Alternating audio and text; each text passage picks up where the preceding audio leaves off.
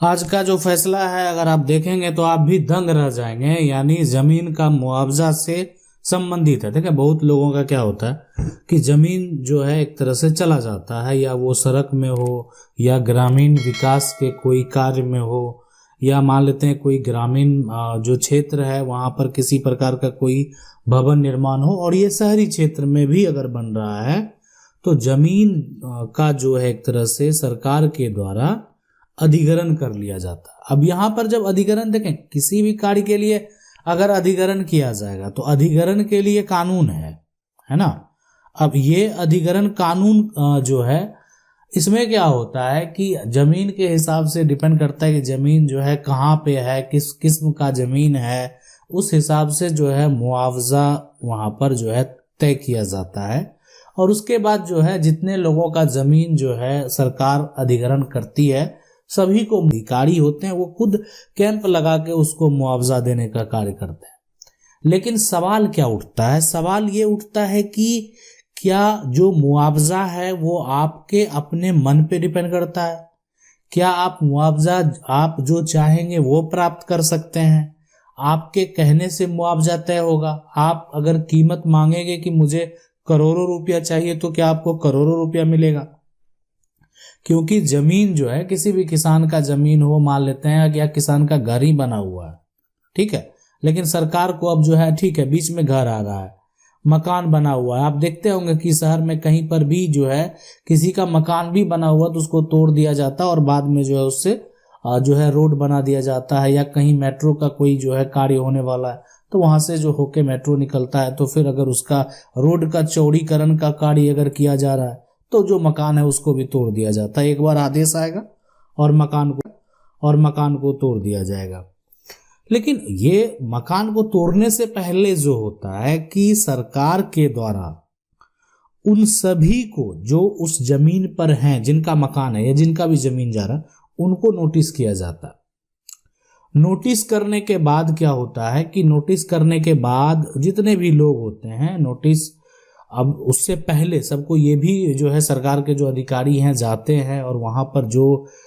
उनके मालिक होते हैं उनसे मिलते हैं, उनसे फॉर्म भरवाते हैं या उनका फॉर्म फिल करवाते हैं, उनका अकाउंट जो है नंबर लिया जाता है या उसको जो है चेक के द्वारा जो है मुआवजा दिया जाता है। तो अभी ये जो प्रक्रिया है पैसे देने का,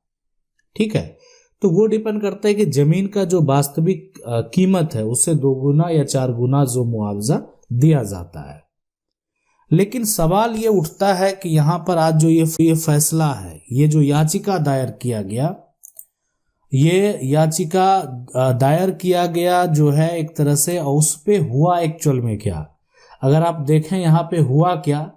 तो जो ये किसान है उस किसान को ही 20,000 का, है ना,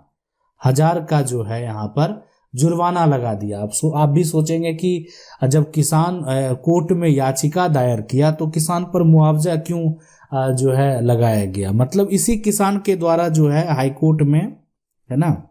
हाई कोर्ट में जो है वो केस फाइल किया गया, याचिका दायर किया गया, और इसी किसान पर 20,000 का जो है जुर्माना ठोक दिया गया। और इसको 2 हफ्ता में ये 20,000 रुपया जो है यानी कोषागार में जमा अगर नहीं कराया तो फिर उसका जो एक तरह से उससे उसका प्रॉपर्टी को जब्त करके जो है पैसा वसूला जाएगा। तो ये आप समझ सकते हैं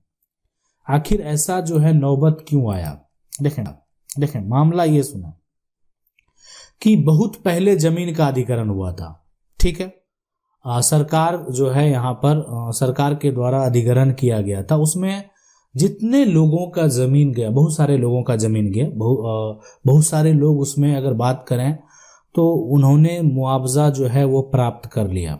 ठीक है। लेकिन उसमें से कुछ किसान जो है वो रह गए, है ना, 5-6 किसान जो है वो रह गए। अब उसके बाद क्या हुआ, कुछ समय बाद जो है यानी कुछ किसान जो है वो हाई कोर्ट में, है ना, हाई कोर्ट में कुछ समय बाद ही हाई कोर्ट में, ये अगर बात करें तो 1900 जो है 1980 के आसपास की बात है कि हाई कोर्ट में याचिका दायर किया, है ना। अब दायर करने के बाद जो है फिर जो है एक तरह से 84-85 में जो है ना, 85 में उसका निर्णय भी आ गया और आदेश दे दिया दावेदार हैं उनको मुआवजा दिया जाए, है ना। अब है कि जो मुआवजा मान लेते हैं जो लोग नहीं लिए थे, उसमें क्या हुआ कि अब मुआवजा दोबारा जो दिया गया एक्चुअल में, है ना, इसलिए कि पहले का अधिग्रहण था, अब मुआवजा जो दिया गया तो इसमें जो ये किसान हैं इनके पिता ने मुआवजा प्राप्त कर लिया, ठीक है। तो अब इसमें जो है एक तरह से जब पैसा दिया गया तो एक शपथ जो है पत्र पर जो है एक तरह से उनका लिखवा लिया गया कि आप मुआवजा जो है वो प्राप्त कर चुके हैं। लेकिन हुआ क्या, है ना, कि जब इसका सुनवाई प्रक्रिया शुरू हुआ, है ना, तो ये कोर्ट में साबित होता है कि इनके पिता जो है वो पहले मुआवजा ले चुके हैं, है ना। मतलब ये जो है एक फैसला पहले हो चुका है, मतलब एक जो है याचिका दायर किया गया था उसका फैसला जो है याचिका दायर किया गया था उसका फैसला जो है पहले हो चुका है। और इसमें पुराने किसान के द्वारा क्या किया गया, जो पुराना तथ्य है उसको जो है एक तरह से छिपा कर रखा गया। सरकारी दस्तावेज है, मान लेते हैं पहले 6 लोगों का जो है वहां पर इंफॉर्मेशन दर्ज नहीं था, है ना, और बाद में उन लोगों को भी मुआवजा दिया गया, लेकिन उन लोगों के द्वारा जो है शपथ पत्र पे सारा जो है वो कुछ तैयार कर लिया गया। अब उनका बेटा आके जो है उस मुआवजे के लिए जो है केस फाइल कर देता है, याचिका दायर कर देता है, और उसमें जो उनको पुराना तथ्य है उसको छिपा कर रखा गया। तो ये तो गलत करना हो गया। अब जब एक तरह से कोर्ट में सुनवाई किया गया, है ना, तो सुनवाई करने के बाद डायरेक्ट जो है यानी कोर्ट के द्वारा, हाई कोर्ट के द्वारा इस किसान पर 20,000 का जुर्माना लगा दिया गया, है ना, और 1 हफ्ते के अंदर जो है देने का आदेश दे दिया गया। तो आप समझ सकते हैं, देखें, जब एक बार कोर्ट का जजमेंट, उसका जजमेंट हो गया, पहले हो गया है, तो आप उसके अगेंस्ट अब जाना चाहते हैं, किसी प्रकार का कोई विवाद क्यों ना हो, आप अगर उसके अगेंस्ट जाना चाहते हैं तो आप जा सकते हैं, लेकिन उसका एक समय सीमा होता है। इसलिए कि अगर एक बार फैसला हो गया, है ना, जिस विवाद पर जिस कोर्ट में एक बार फैसला हो गया, है ना, तो उसके बाद दोबारा जो है उसी विवाद को लेकर उसी कोर्ट में आप केस फाइल नहीं कर सकते हैं। मान लेते हैं किसी का जमीन का विवाद हो, मार्कपीट का विवाद हो, एक बार आपने जो है कोर्ट में केस फाइल कर दिया और उस पर फैसला भी हो गया उसी कोर्ट में, तो फिर दोबारा आप उसमें जो है उसी विवाद को लेकर आप केस फाइल नहीं कर सकते। हाँ, आप उसके ऊपरी अदालत में जा सकते हैं, उसके लिए स्वतंत्र हैं। आपका मान लेते हैं फैसला हाई कोर्ट के द्वारा दिया गया, आप सुप्रीम कोर्ट जा सकते हैं। अगर आपका मान लेते हैं फैसला जो है वो जिला कोर्ट से दिया हुआ है, तो आप जाके हाई कोर्ट में जो है उसके खिलाफ जो है आप जो फैसले के खिलाफ अगर जो है आप चाहें तो याचिका दायर कर सकते हैं। तो वो आपका राइट है, अधिकार है। नहीं करेंगे तो वो फैसला आपको स्वीकार करना पड़ेगा। एक टाइम जो पीरियड है, उस टाइम पीरियड में अगर मान लेते हैं उस फैसले को आप स्वीकार नहीं करेंगे, ठीक है, तो फिर आपको जो है एक तरह से करें चाहे नहीं करें, मतलब अगर आपने आगे नहीं बढ़े तो उसको तो आपको स्वीकार करना ही पड़ेगा, और वो फैसला फिर फैसला रह जाएगा। बाद में उसी मामले को लेकर आप उस कोर्ट में नहीं जा सकते, क्योंकि कोई राष्ट्रीय राजमार्ग का चौड़ीकरण हो या अन्य कोई कार्य हो, उसमें जो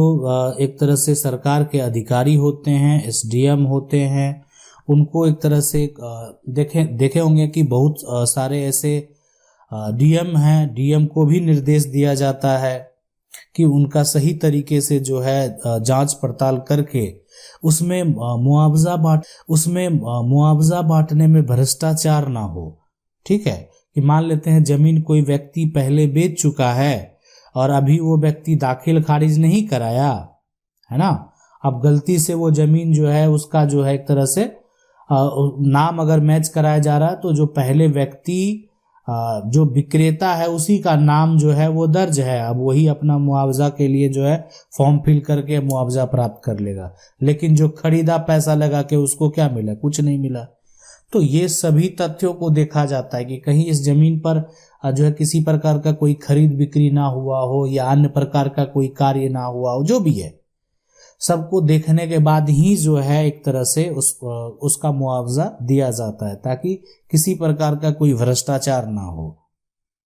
ऐसे भी नोटिस भेजने का भी प्रावधान है। ऐसे मान लेते हैं अगर सरकार के द्वारा भूमि अधिग्रहण किया जा रहा है तो नोटिस भी किया जाता है, लेकिन जब इसका अधिग्रहण होता है ना, जब सड़क का चौड़ीकरण हो या अन्य कोई कार्य हो, तो इतना माहौल वो धीरे धीरे फैल ही जाता है कि लोग ऐसे ही जान जाते हैं कि उनके जमीन का जो है वो अधिग्रहण होने वाला। आशा करते हैं वीडियो अच्छा लगा होगा।